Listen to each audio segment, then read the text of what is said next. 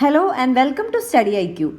In this session, we will be discussing about rising bank NPA ratio. Why this has become a cause of concern is that the RBI report says that bank NPA ratio is going to hit 12%. That means the NPA ratio or non-performing assets in the banks are going to be 12% of the total lending of the bank.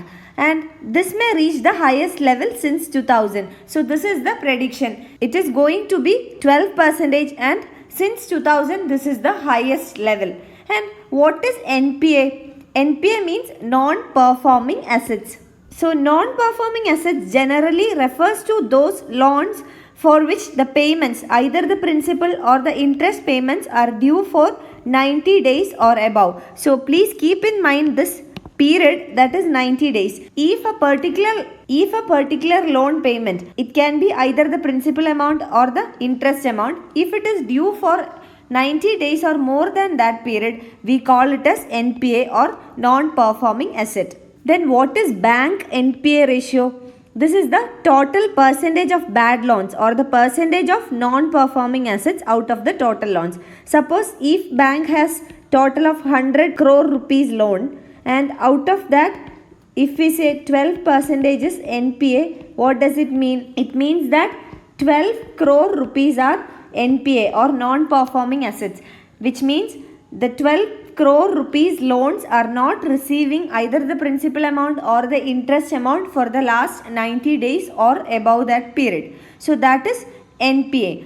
And bank NPA ratio means the percentage of bad loans. Here it is 12%. So this is the bank NPA ratio. And according to some reports of the RBI, it is going to hit 12%. So what is the issue here? Gross bad debt ratio may touch a 2-decade high rate. We have already seen that since 2000, this is the highest level of the bank NPA ratio. And those banks which are under the prompt corrective action by the RBI, these banks are going to be the worst sufferers, or these banks will be the worst affected banks. So all these things are mentioned in the financial stability report which is released by the RBI. So this is very important. RBI releases the financial stability report. This can be asked as objective type questions in some examinations. So please keep in mind, financial stability report is released by the Reserve Bank of India. Now let us see what is prompt corrective action by the RBI. So prompt corrective action means the process or mechanism by which the Reserve Bank of India uses trigger points to assess, monitor, control and take corrective actions on banks which are weak and troubled. So if some banks are weak performing, what the RBI will do? The RBI will put those banks under the prompt corrective action, and under this prompt corrective action, certain trigger points are developed. The RBI will assess those banks, monitor those banks, control those banks and also take some corrective action. Right now, 11 banks are under the prompt corrective action by the RBI, and these banks will be the worst affected with this issue of bank NPA. And what will happen if the RBI triggers the prompt corrective action against certain banks? Certain things will happen. One thing is, the banks will not be allowed to renew or access costly deposits. There will be regulation for deposits of the banks. Again, banks will not be allowed to increase their fee-based income. So fee-based income also cannot be increased.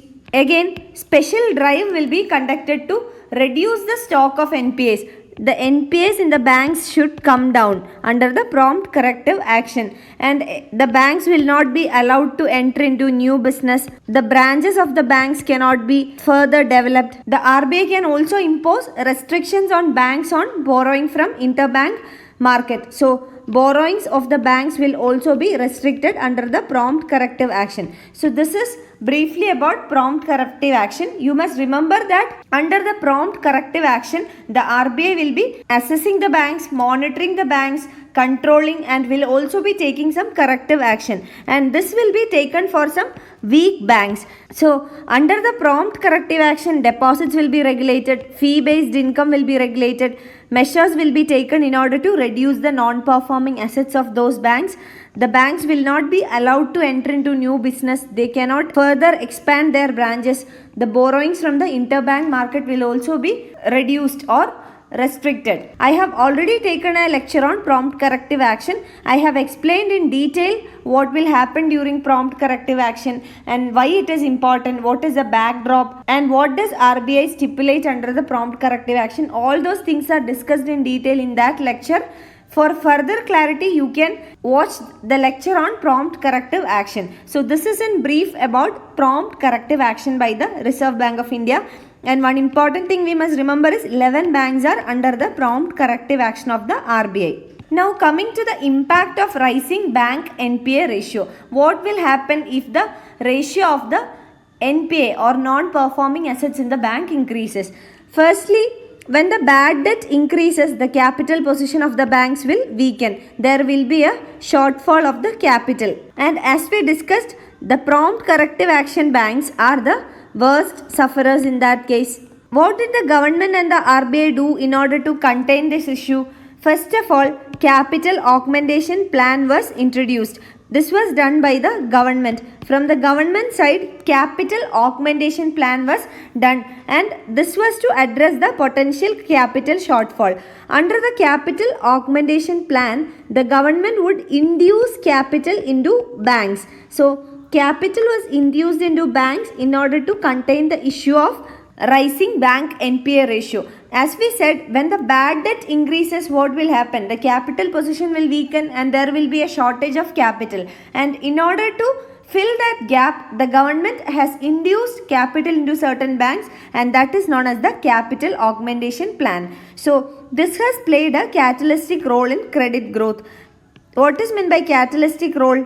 Catalytic means precipitating. So which means it has filled the gap. Secondly, the PCA framework was adopted by the Reserve Bank of India. PCA means prompt corrective action. We have already discussed what is PCA and how does it work. So PCA framework was adopted by Reserve Bank of India in order to address the vulnerabilities of weak banks. As we said, PCA or prompt corrective action is with regard to weak banks in order to improve their performance.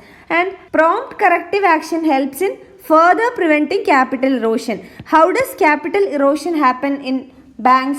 When the rate of NPAs or the bad debts increases, it will weaken the capital. So when bad debts increase in a bank, the capital in the bank will reduce. So this process we call it as capital erosion due to bad debts or non-performing assets. So in order to further prevent the capital erosion, PCA or the prompt corrective action was adopted by the RBI, and this will help the banks to recover their financial health situation. Thirdly, government reforms. Government had taken reforms in order to improve the financial performance and also to reduce operational risk. These reforms can be in the form of programs and policies. Again, fourthly, the Indian Bankruptcy Code. The Indian Bankruptcy Code or the IBC.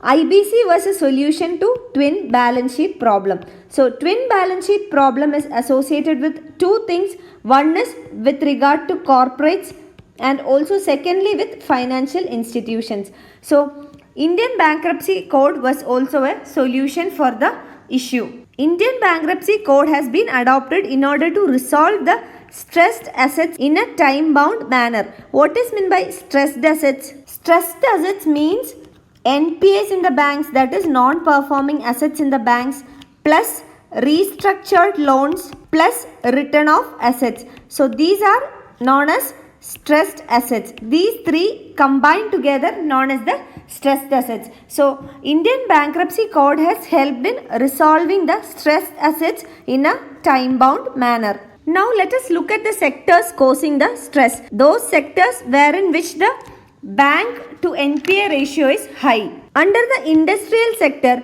the subsectors are gems and jewelry, infrastructure, paper and paper products, cement and cement products, engineering. So these sectors are accounting for more percentage of the non-performing assets. And what are the sectors which have shown improvement with regard to the non-performing assets or the bad debts? Certain sectors have shown improvement. They are food processing, textiles, etc. Now again, the financial stability report released by the RBI throws light on certain other parameters as well. So let us look at the other macroeconomic parameters. The first one is economic growth. So the economic growth has been broad-based and also under the recovery track. What does it mean? After the demonetization and after the rollout of GST, economy was impacted due to the demonetization as well as the GST. Now we are on a revival stage or recovery track. And secondly, the fiscal deficit. Fiscal deficit refers to the excess of government expenditure over the government revenue. So when the expenditure of the government increases over the revenue of the government, we call it as fiscal deficit. And it is an important macroeconomic parameter. So the fiscal deficit is also under check. The percentage is 3.3% of the GDP. So we can say that the fiscal deficit has also been under control. And thirdly and importantly, the current account deficit. This is a long-term problem for our country, and the current account deficit shows a widening tendency. What is current account deficit?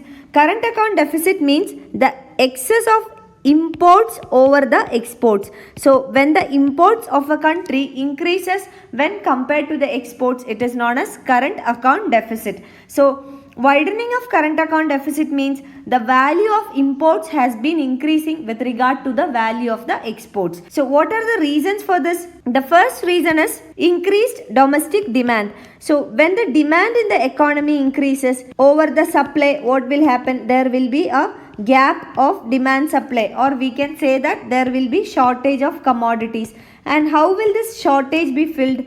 This has to be filled with the imports. So this will increase the rate of imports or value of imports into the economy. So an increase in the domestic demand is one reason for increase in imports and thereby widening the current account deficit.